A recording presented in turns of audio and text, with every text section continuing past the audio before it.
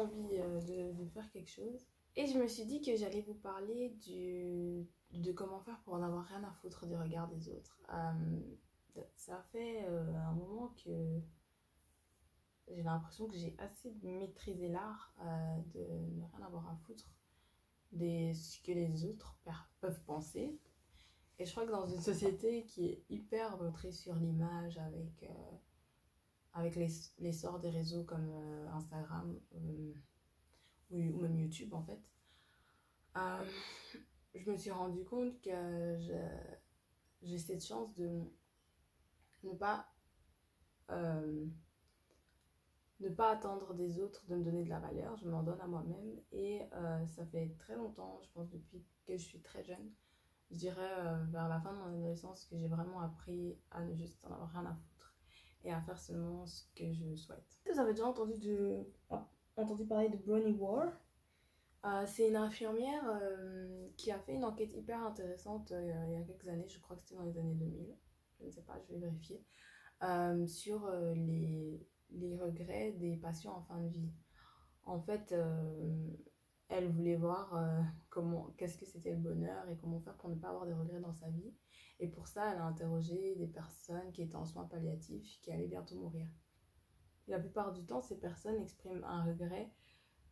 C'est surtout celui de ne pas avoir vécu une vie authentique et d'avoir trop attendu du regard des autres et de ne jamais avoir osé vivre la vie qu'ils souhaitaient. Donc moi j'ai l'impression que c'est vraiment une de mes sources de paix, c'est un des rares trucs que je suis vraiment contente parce que j'ai vraiment l'impression d'avoir maîtrisé ce truc. Parfois ça m'a poussée à faire des trucs un peu extrêmes, peut-être qu'un jour je vous en parlerai, mais donc c'est pas toujours forcément une bonne chose en fait. On peut parfois manquer de pudeur ou même presque en devenir presque irrespectueux. Mais si on gère bien ça, ça peut aussi nous permettre de faire des choses géniales parce qu'on a osé. Alors le premier conseil, c'est suivre l'exemple d'une personne qui nous inspire. Moi dans mon cas, je dirais que c'est mon père. Que voilà, c'est une personne assez droite, etc. pour qui les valeurs traditionnelles sont assez importantes. Mais en même temps, ça reste une personne qui a tellement de confiance en lui qui en a juste rien à foutre. C'est peut-être parfois extrême, mais je l'ai toujours vu comme une personne d'hyper bien dans sa peau, d'hyper à l'aise, qui marchait droit, la tête haute, et d'hyper digne en fait. Et je pense qu'au final, il m'a transmis cette chose-là. C'est quelqu'un qui arrive, voilà, malgré peut-être le racisme qu'il a pu rencontrer, malgré toutes les choses, il a toujours gardé la tête haute. Et il a toujours fait sa vie, en fait, en étant très authentique. Du coup, ça en fait que, en fait, les gens le respectent pour ça, en partie. Et c'est quelque chose de très bien. Et voilà, en fait, la dignité, des fois, c'est tout ce qui te reste. Donc, c'est super important de pas s'aplatir, de pas s'excuser pour rien. Le deuxième conseil, c'est être trop occupé à faire ce qu'on aime. Je crois qu'une des raisons qui fait que les gens sentent jugés, c'est qu'ils sont pas forcément en train de faire ce qu'ils aiment, ou en tout cas, à place de cerveau disponible pour des conneries. Dans le sens où, moi personnellement, quand j'ai mes journées bien remplies, quand je suis en train de faire plein de choses qui me passionnent, qui me font me sentir vivante et heureuse, mais en fait, je m'en fiche complètement du fait que telle ou telle personne puisse penser des choses négatives à propos de moi. J'y pense pas parce que je suis trop occupée. C'est très lié d'ailleurs à mon troisième point.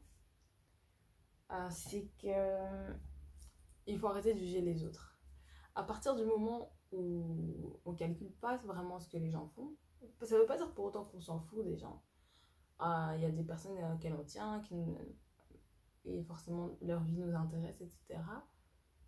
Mais à partir du moment où je me fiche un peu de ce que d'autres personnes font, ou en tout cas que voilà, c'est sa vie, ça le regarde, il fait ce qu'il veut, et j'estime qu'à partir de là, moi aussi je peux faire ce que je veux, bah, on est tranquille, on est en paix. Et quand on juge pas les autres, on part pas non plus du principe que les autres vont nous juger, quoi. C'est quelque chose qui est très réciproque. La quatrième chose, c'est ne plus être égocentrique. En fait, voilà. Parfois, on croit que les autres nous jugent parce que on pense juste tout le temps à sa petite personne. Alors que les gens, ils ont leur vie à vivre. Et je pense que 99% du temps, ben, ils s'en fichent en fait. Vraiment, les êtres humains, on est très concentrés sur nous-mêmes. Ça, c'est normal d'être assez un peu égocentrique. Mais, euh, mais voilà, les gens font leur vie et faites la vôtre en fait. La plupart des gens s'en fichent. Ils sont pas à 20h, 21h en train de penser à vous, en train de penser à ce que vous avez mangé, en train de penser aux chaussures que vous mettiez samedi matin, etc. Ça ne veut pas dire qu'il y a des personnes qui sont pas médisantes et qui rabâchent des ragots toute la journée. Bien sûr que ça existe ces gens-là, mais c'est des gens qui sont mal dans leur peau. Et c'est des gens qui ont un problème en fait. Et le problème, c'est pas vous, dans ce cas-là, c'est eux. C'est des gens pour qui, voilà, il faut envoyer de l'amour, faut limite avoir un peu mal pour eux, un peu avoir pitié de ces gens-là, parce que c'est pas normal.